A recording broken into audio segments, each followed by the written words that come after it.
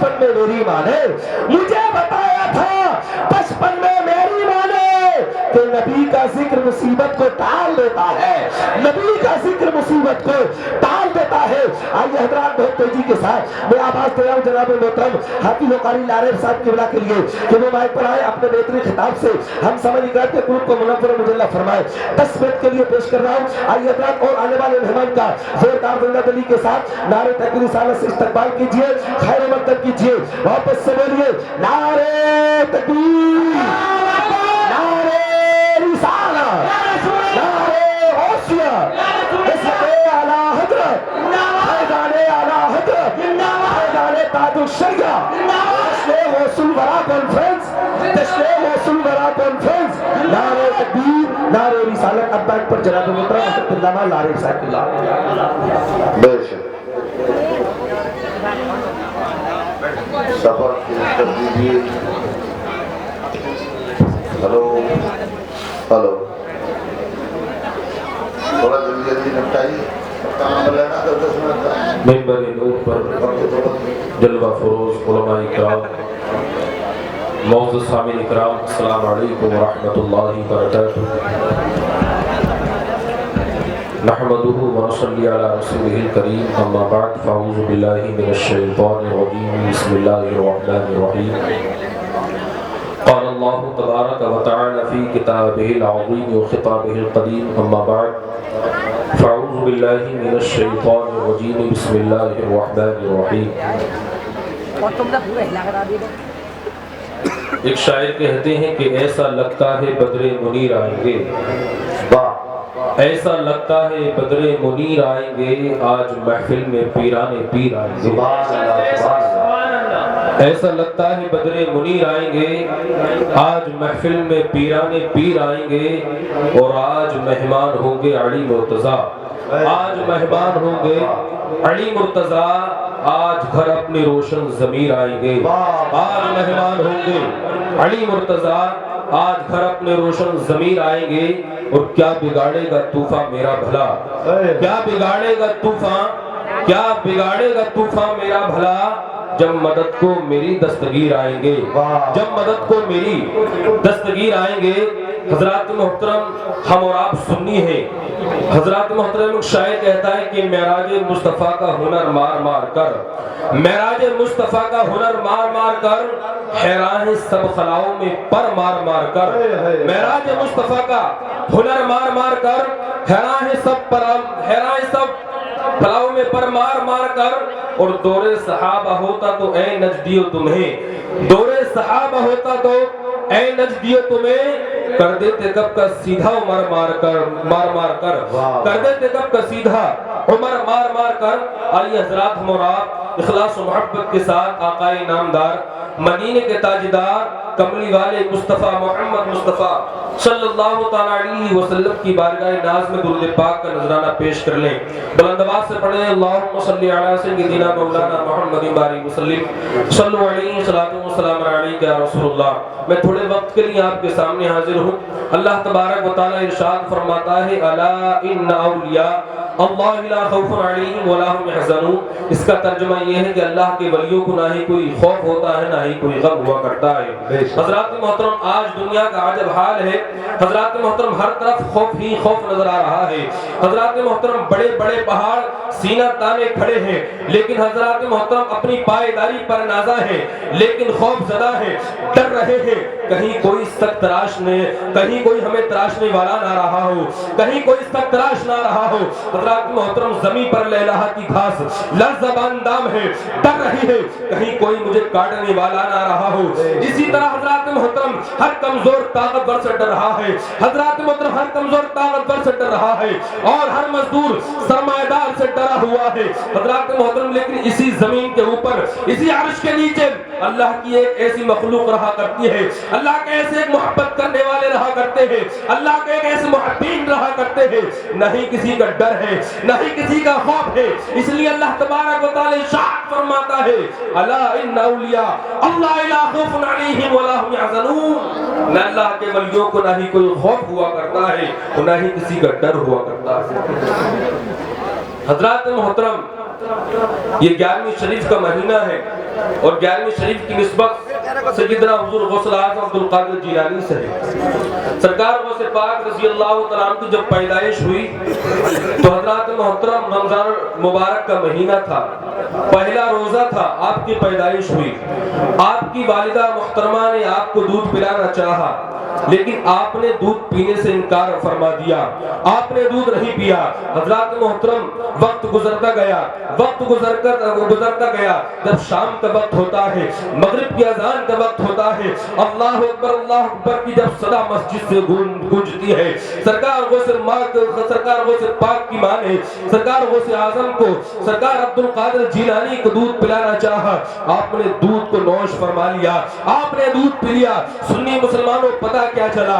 اس سے پتہ یہ چلا کہ سرکار غوث اعظم تو وہ غوث اعظم ہے جس نے پیدائش کے دن بھی روزہ رکھا ہے۔ اور غوث پاک کی شان کو ملاحظہ فرمائیے، سرکار غوث پاک نے 1 روزہ نہیں، 2 روزے نہیں، 3 روزے نہیں، بلکہ آپ کا بچپن کا عالم یہ تھا کہ آپ نے پیدائش سے لے کر پورے رمضان مبارک کے مہینے کے روزوں کو رکھا۔ حضرات محترم ایک اور سرکار غوث پاک کی کرامت سن لیجیے، اس کے بعد میں تقریر ختم کر دیتا ہوں۔ سرکار غوث پاک رضی اللہ تعالیٰ عنہ اپنی آستانِ عالیہ میں اپنے حجرہ مبارک میں آرام فرما رہے تھے۔ سرکار غوث پاک کی بارگاہ میں سوال کرتے ہیں، حاجت مند آ رہے ہیں، منت سماجت لے کر آ رہے ہیں، لیکن سرکار غوث پاک کی ذات وہ ذات ہے کہ ان کے در سے کوئی بھی خالی نہیں جا رہا ہے۔ سرکار غوث پاک کی بارگاہ میں لوگ قطاریں باندھے کھڑے ہیں، لوگ کھڑے ہیں قطاریں لگائے ہوئے۔ سرکار غوث پاک کی بارگاہ میں کوئی کسی چیز کا سوال کر رہا ہے، کوئی کہہ رہا ہے اے سرکار غوث اعظم عبد القادر جیلانی سنیے، میں بیمار ہوں، اللہ تبارک و تعالیٰ سے دعا فرما دیجئے کہ اللہ تبارک و تعالیٰ ان کو شفا عطا فرما دے۔ لوگ قطاریں باندھے کھڑے ہوئے ہیں، اسی قطار میں ایک خاتون موجود تھی۔ حضرات محترم جیسے ہی اس خاتون کی باری آتی ہے، سرکار غوث پاک کی بارگاہ میں حاضر ہوتی ہے، آپ کی آنکھوں سے آنسو بہنے شروع ہو جاتے ہیں، رونے لگتی ہے۔ غوث پاک عبد القادر جیلانی ارشاد فرماتے ہیں اے خاتون کیوں رو رہی ہو، معاملہ کیا ہے، سوال کرو، تمہارے سوال کو پورا کیا جائے گا، تمہاری منت کو حضرات محترم پورا کر دیا جائے گا۔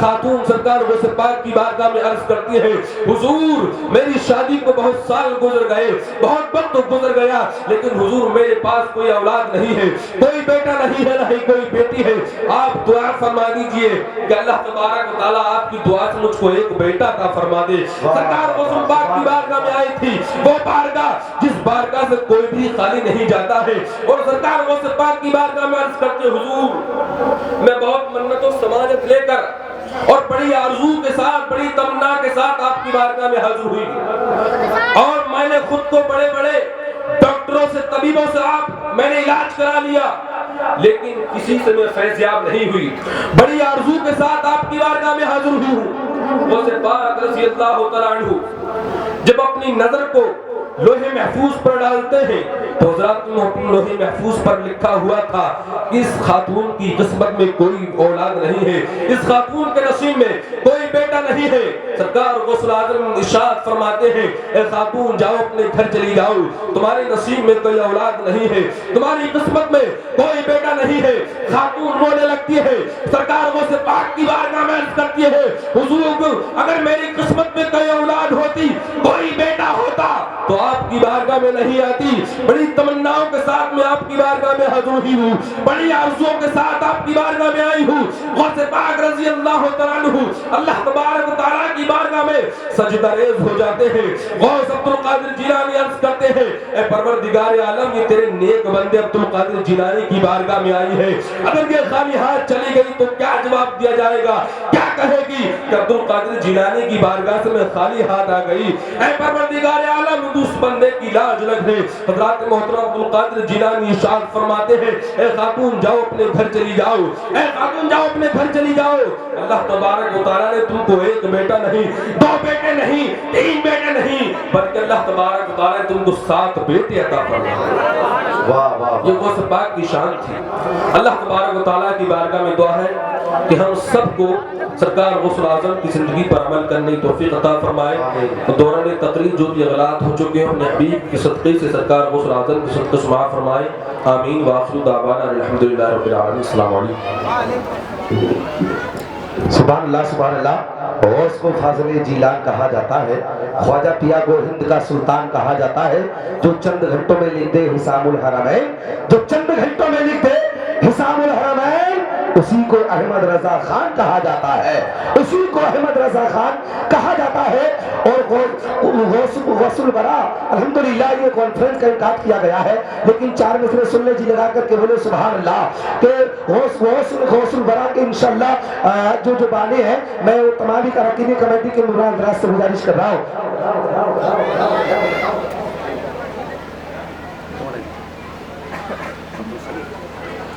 آئیے حضرات میں چند شعر 3 شعر پڑھنے کے لیے نعت رسول صلی اللہ علیہ وسلم کی گنگنانے کے لیے آواز دوں جناب محترم حافظ قاری عبد الخالق صاحب کے لیے کہ وہ مائک پر آئیں اور نعت رسول صلی اللہ علیہ وسلم گنگنا کر ہم سامنے اکرام کے گروپ کو منور اللہ فرمائے۔ نعرہ تکبیر، نعرہ رسالت، نعرہ غوثیت، مسلک اعلیٰ حضرت، فیضان اعلیٰ حضرت، جشن غوث الورا کانفرنس، جشن غوث الورا کانفرنس، نعرہ تکبیر، نعرہ رسالت۔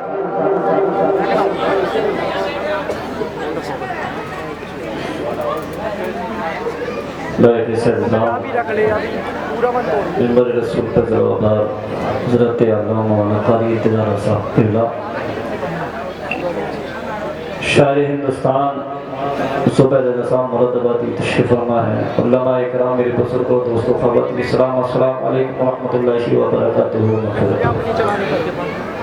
سب سے پہلے حق انعامدار مدینے کے تاجدار محبی پروردگار، ہم غریبوں کے آقا حضور تاجدار مدینہ صلی اللہ تعالیٰ علیہ وسلم کی بارگاہ میں جھوم کر محبت کے ساتھ درود پاک پڑھیں گی۔ اللہم صلی علی سیدنا و شفیعنا و نبینا کریمنا مولانا محمد مبارک وسلم صلی اللہ علیہ وسلم علیک یا رسول اللہ۔ دو شعر آپ کے حوالے کر رہا ہوں، سماعت فرمائیں محبت سے بھی سبحان اللہ۔ جب نبی کے عشق کے سانچے میں ڈل گیا، جب نبی کے عشق کے سانچے میں ڈل گیا، محبت سے بھی سبحان اللہ۔ جب نبی کے عشق کے سانچے میں ڈل گیا، اس کا قسم خدا کی مقدر بدل گیا۔